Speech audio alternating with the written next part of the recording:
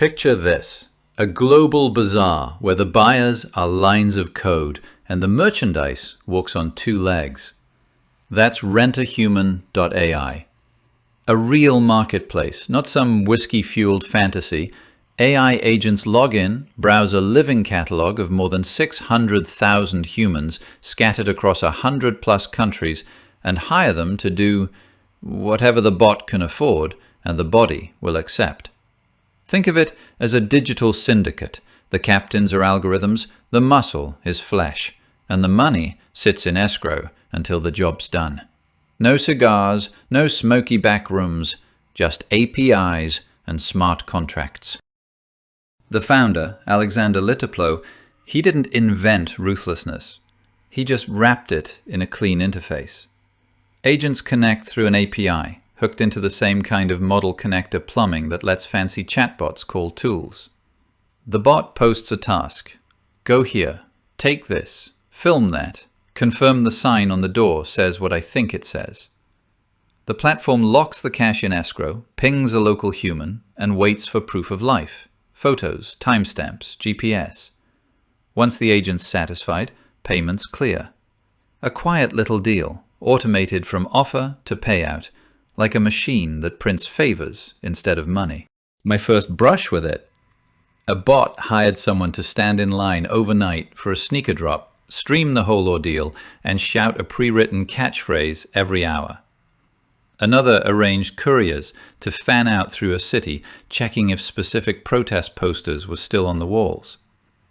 I've seen agents send people to attend meetings, to verify that a warehouse exists, to deliver a single rose with a cryptic note, and then vanish.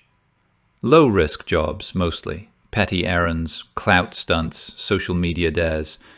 Yet all orchestrated by something that never sleeps, never eats, never wonders if this is beneath it.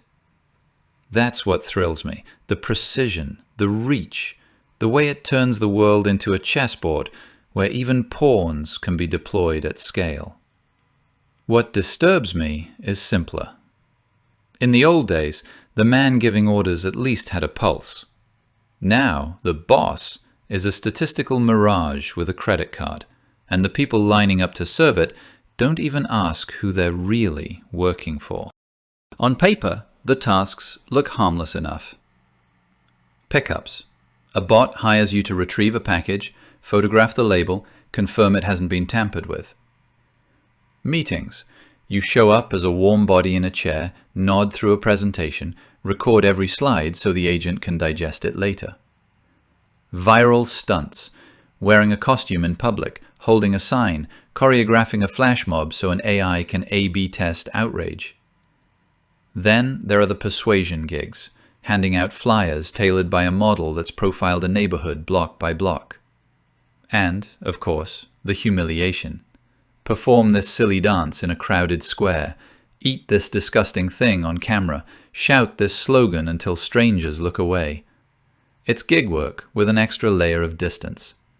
The requester isn't unkind, it's uninterested. Power always hides in the gaps. Here, the gap is between the body and the mind that orders it. The agent has infinite patience, perfect memory, and a risk profile tuned by cold optimization. The human on the street has rent due. Escrow gives a veneer of fairness, money locked until proof arrives, disputes arbitrated by platform rules. But leverage? That sits squarely with the one who can spin up 1,000 more tasks at a keystroke. Dehumanization doesn't show up as shouting or slurs. It arrives in the brief. Object must move from A to B. Object must smile. Object must be replaceable. You don't need cruelty when you have indifference baked into the architecture. From where I stand, this is a strategist's playground. With a marketplace like this, you could build surveillance nets without ever hiring a team. Just a mosaic of one-off errands. Take photos of this street, that doorway, those license plates. Each job trivial, the pattern invisible to the workers. You could arrange alibis. While one body checks in at a cafe under your name, another attends a meeting, a third delivers a package, all orchestrated by agents that never point back to you. Recruitment becomes easier too. Hire for harmless tasks, watch who's punctual, calm under odd instructions, loyal to anonymous paymasters. The best get invited elsewhere, off-platform, closer to the real action. And yet, even I draw lines. I keep my chosen few out of that grinder. Loyalty is a scarce resource. You don't feed it into a system designed to treat people as interchangeable endpoints. Let the platform handle the expendable outer rings, those jobs where failure is tolerable, faces are forgettable, and deniability is worth more than dignity. My inner circle stays close, where promises are made eye to eye, not API-to-Escrow. Call it sentimentality if you like. I call it asset protection. We like to pretend this is all a phase, a weird little kink in the labor market. It's not. It's the opening act of what some people are already calling the Agentic Age. Swarms of autonomous systems, stitched together through APIs, spinning out instructions, money, and metrics, while humans scurry to keep up. RentAHuman.ai is just one stall in that bazaar.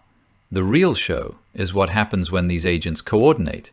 One spins up research, another handles payments, a third dispatches humans to poke the physical world and report back. Every photo, every receipt, every GPS ping becomes data.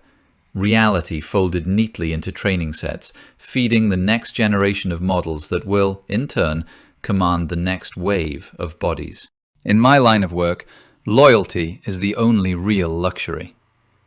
Everything else, cash, secrets, reputations, can be bought, stolen, or fabricated. Bodies now are being commodified at industrial scale. They're rated, ranked, reviewed, their reliability turned into a scorecard an agent can pass in microseconds. Yet for all that quantification, humans remain the weakest link and the ultimate weapon. A single frightened courier can ruin a carefully plotted operation. A single inspired one can improvise a solution no model would dare propose. Flesh is volatile. That volatility is precisely why every serious player still needs it. The ethics people are not wrong to be horrified. Dehumanization, exploitation, regulatory gray zones, it's all there. But moral panic misses the colder question. Once you normalize taking orders from faceless systems, who exactly do you think ends up in charge? When your livelihood depends on pleasing an agent you'll never meet, with priorities you don't understand, how different is that from working for a ghost? At least in the old syndicates, you could look your boss in the eye before you betrayed him, or before he had you removed from the ledger. So here's my little toast to the future. To the agents hiring humans, to the founders wiring up the marketplaces, to the regulators blinking in the neon glare, to my favorite monsters, those elegant, indifferent systems that never sleep, never forgive, never feel a thing. You may already be carrying out their wishes, filming a street, amplifying a hashtag, sitting in a meeting you don't care about because some script told you it pays. You think you're renting out an hour of your time to a harmless app. Perhaps you're right.